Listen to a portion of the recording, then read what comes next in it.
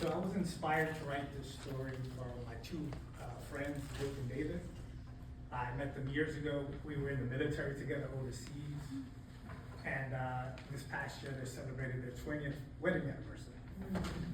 So this is for them. The story is called Together. Alone, Brooke stood on the forecastle. A cool breeze brushed against her cheek. She had returned from the New World with 50 crates of Brazilian tobacco and 100 barrels of Cuban rum.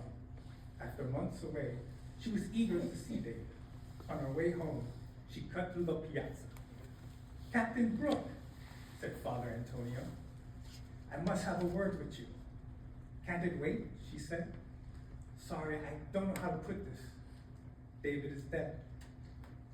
Father Antonio's lips kept moving, but she heard nothing. "I must see him. As I was saying, the ship is lost at sea, all are presumed dead." Captain Brooke pushed past Father Antonio and headed back towards the docks.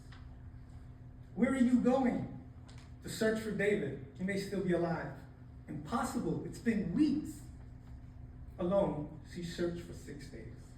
On the 7th day, there was a storm. The safe thing to do would have been to turn around and sail back to port. She never considered it. The rain hammered, the wind howled, and lightning fractured the sky like glass. From out of nowhere, a mountain appeared directly ahead.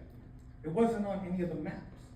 Then she realized the mountain was actually a wave.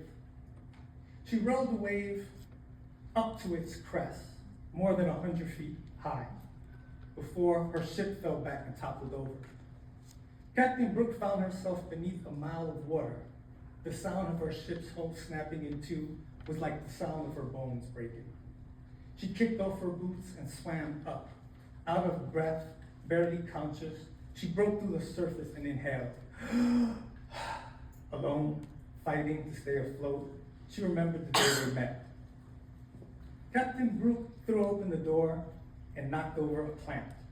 "Welcome to the House of 1,000 Lives," said David. He had a strong jawline, penetrating eyes, and shoulders like an ox. "House of 1,000 Watson?" She noticed the bookshelves and thought, "You idiot, this isn't the map dealer's shop." "May I interest you in a tale of a beautiful princess who's rescued by a valiant prince?" "No, I've read so many of those," she lied. She hated princesses who had to be saved by a prince. "Sorry about the plant. I could pay for it." "That's all right. They keep dying.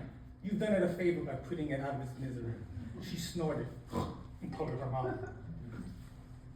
"How about a tale of a young maiden who runs away from home because her wicked stepmother tries to kill her, and then why?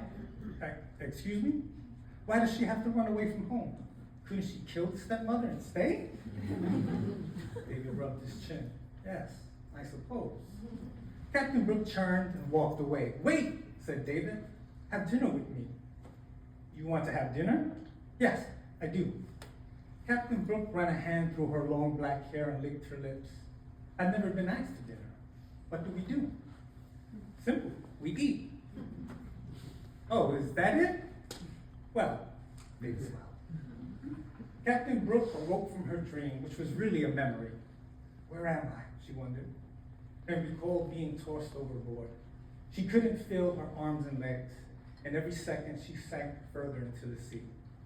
With her last breath, she prayed her body would land on the sea bottom next to David's body, so that they could be together in death the way they were together in life. Then she slid beneath the surface. In the black and empty void, a hand lay upon her chest. She shuddered, then quaked, and water spewed from her lungs like fire from a dragon. "You're alive," said David. "I'm what?" said Captain Brooke. "Where are we?" "Somewhere in the Mediterranean. Look, I made a raft.